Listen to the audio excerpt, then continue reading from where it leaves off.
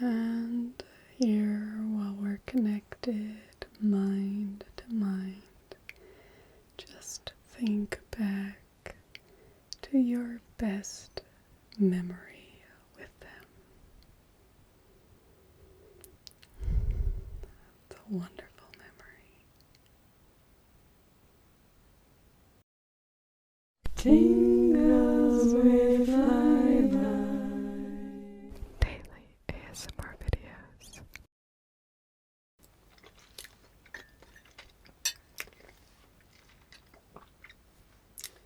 You're right if I just set my plate over on your shelf over here? Okay, thank you. So, I think now it's time to get a little bit more acquainted with each other.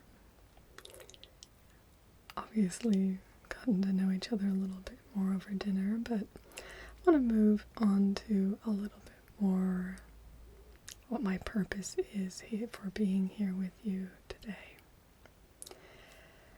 So, the type of magic that I do, I'm not sure obviously what you've been told. Basically what I'm able to do is to induce almost a hallucination, but it's only auditory, so I can basically project a voice out into the room. Now, because especially when this is combined with the float tank, that is a very powerful combination. So with that combination, it can feel very real, it can feel very compelling. The other aspect to this is obviously we're discussing a voice that I've never heard. We'll be discussing a voice of a person that I've never met. And so part of my ability is also a psychic ability, but it's always completely voluntary. Yeah, so it's very consensual. I can't go and read people's minds when they don't want me to. So it's all very specific and only for your benefit. Yeah, so you don't need to worry that, I was reading your mind during dinner and judging you, anything like that. I have no clue what you were thinking, so you don't have to worry about that, okay? So the thing they should have told you, but I always want to re-emphasize this. I only do this with people who have passed on. So I have the ability, I could do it with anybody, but part of my own moral code with this sort of magic is that it should only be used with people who don't have their own voice. So I think it's really important if you have somebody who you have unresolved feelings with who's still here, I think it's very important to deal with that with them, to get what you need by dealing with them directly, or, some way like that, and it's not fair for me to try and interfere with that. There are, however, situations where once somebody's passed on, there are things that they would have said to you if they could, and that they're just experiences that they would probably want to have again with you as well. If given the chance, and so I feel like it's much more honoring the person. So the other aspect that I need you to understand is you don't just basically tell me what you want them to say and then they just say that. I'll get a feel for what your understanding of their personality is. Obviously, I'll be looking from an external perspective as well, so I'll have a little bit different sort of insight into their personality based on the memories that we share together. And I'll use that to craft what will happen. basically I'm not going to do anything that I feel like dishonors that person. I'm not going to put words into their mouth that I don't feel are consistent with their personality and being. I want to be very faithful to the person that they were.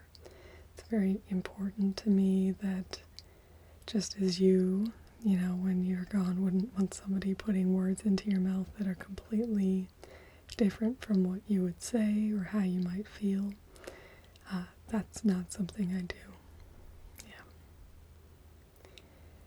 So, that being said, I just always like to kind of get that out of the way so that you understand what's possible, what I'm willing to do, and what we can kind of work with. Now, the other thing I will say is that I can work with multiple people. So, for some example, some people who have lost both of their grandparents, they might want to see both of them. And I can go on pretty scant information as well. So, if you met them when you were very young, maybe even pre-verbal, I can still, it's a bit more of a drain on me, and it's a harder technique, but we can still do that. So that can be a very compelling experience for people who are orphaned as a baby or that sort of thing, to be able to have an experience with their parents. The other thing I want you to be aware of is that you will be aware of the entire time that it's not real. It's not going to fool you at all or make you think they're actually there. It's kind of, people think it's akin to being able to really experience a memory, and it's creating a new memory, if that makes sense. Yeah, so a memory, when you're doing a memory, you're very aware that it's not happening right now. So you will be aware this is just an effect. It's not, we're not, drawing a spirit down or anything like that. This is a function of your conscious, and it's about, kind of honoring the person who's passed on and really cherishing that relationship in a unique way.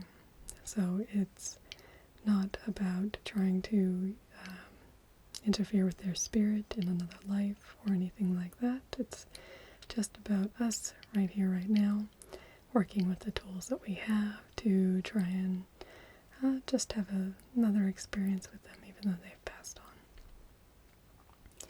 The last thing I wanted to give a little other caveat that I've just remembered I always need to mention is I am very sparing with repeats.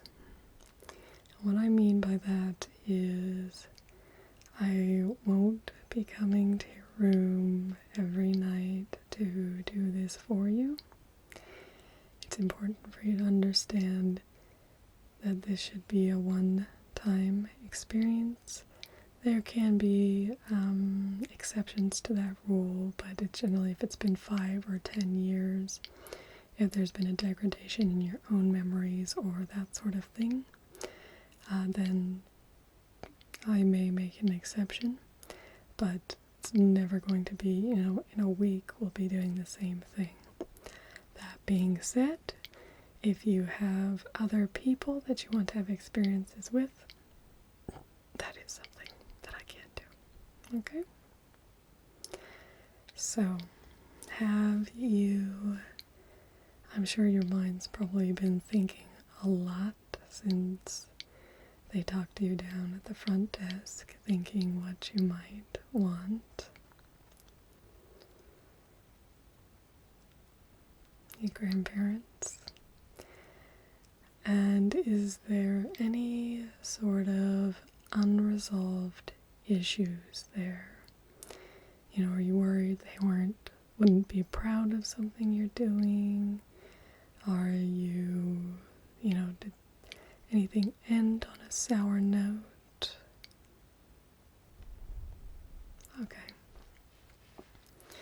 Okay, so just kind of a more generic reliving, having another experience with them. Yeah, no, that's always lovely. You know, they can be very beautiful people. So, this pencil in my hand for no reason. So what I'm going to do is I just need you to close your eyes and just think back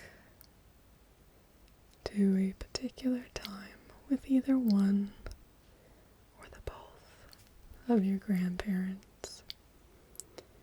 So just remember what the light in the room was like, or if it was outside, what the weather was like. Think about where you are. Are you seated on a chair?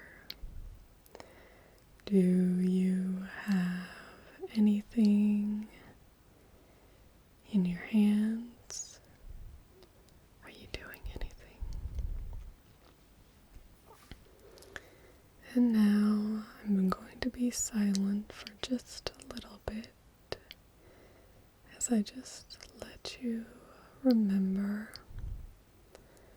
And is it okay if I just want to place my hand on your forehead? It makes me better able to pick up on what's going on. Okay. Just place that there. Okay. So I just need you to just think maybe about your grandmother's laugh.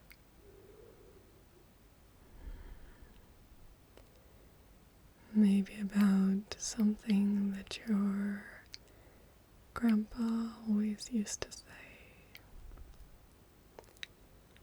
Anytime you heard the two of them argue. And how they dealt with those arguments.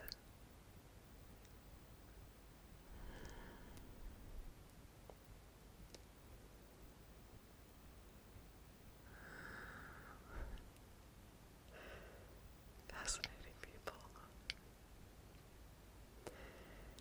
I want you to try to remember something that your grandmother said to you.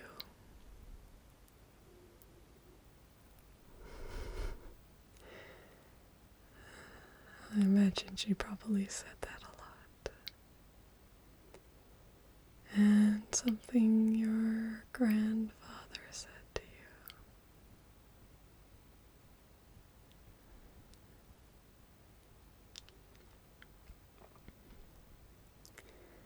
Now, I want you to think back to any real times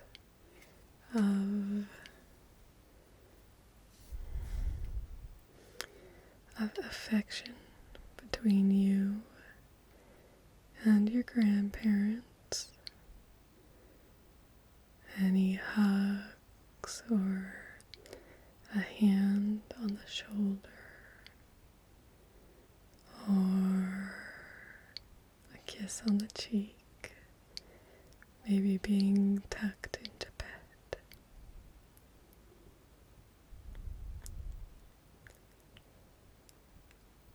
Now let's go to another memory.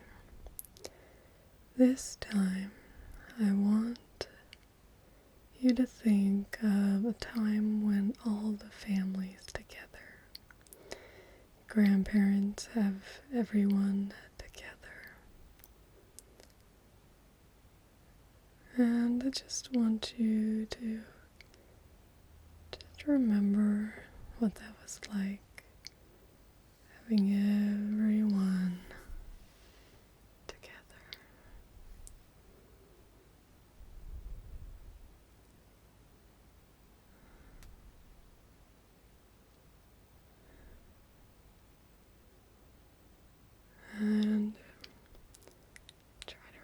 the smells in the room. Looks like there's some delicious food. Was there any time before where your grandmother perhaps was preparing? Or maybe your grandfather?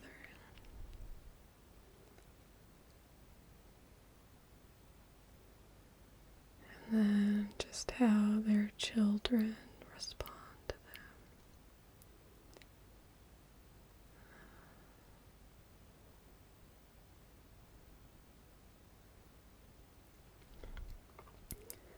Do you remember any other time where they were perhaps speaking not directly to you, but speaking instead to a sibling or cousin?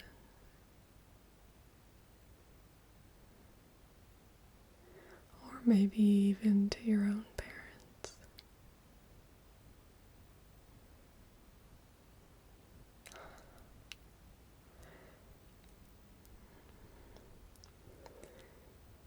Grandmother certainly has some wit about her, doesn't she?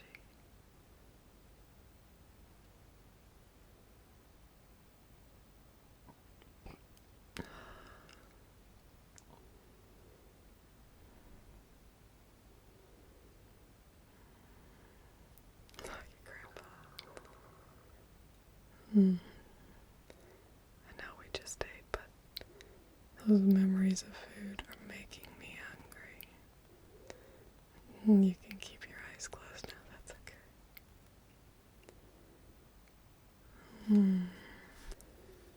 Now just keep remembering. I'm getting a pretty good read on both of them. Got about 80% of their voice tones down. So it'll just take me a little bit more.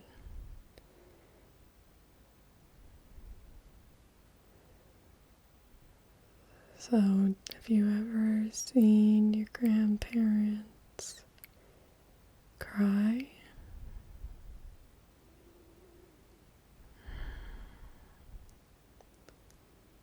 Oh, that's very sad.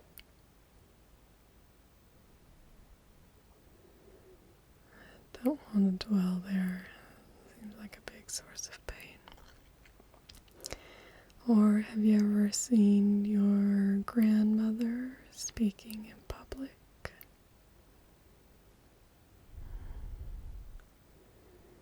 Fierce, Grandma, fierce.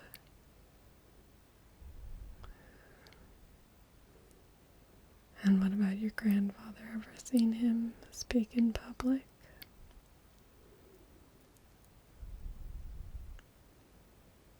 And then have you ever had them whisper to you? Just telling you a secret or talking probably when they shouldn't be.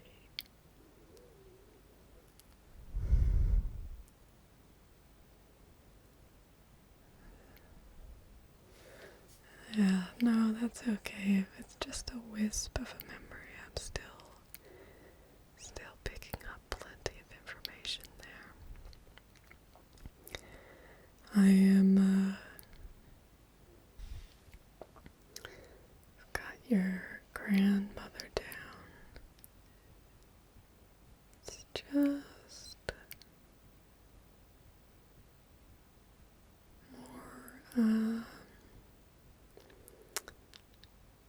for your grandfather, if you've ever heard his voice break a little bit.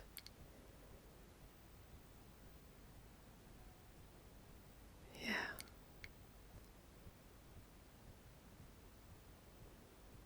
And then ever heard him maybe get a little angry with you, be stern. There we go. That was the last little piece of the voice that I was looking for.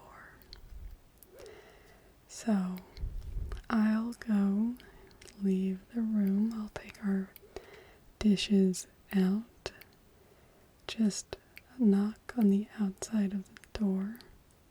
When you're ready for me to come in, I'll give you time to get into the tank.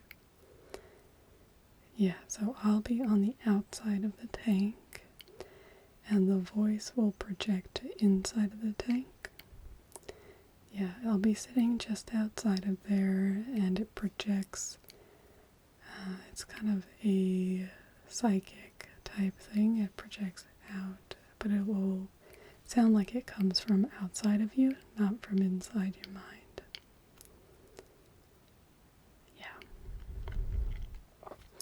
And so the psychic connection for me being able to see your thoughts, that's now been closed down. So again, you don't have to worry about me, if you think I'm stinky or something like that, I won't know, so that's fine. Think away, think what you want. You can tell me to, but you know what I mean. Your thoughts are your own. And so this will just be a receptive sort of signal that will be coming now.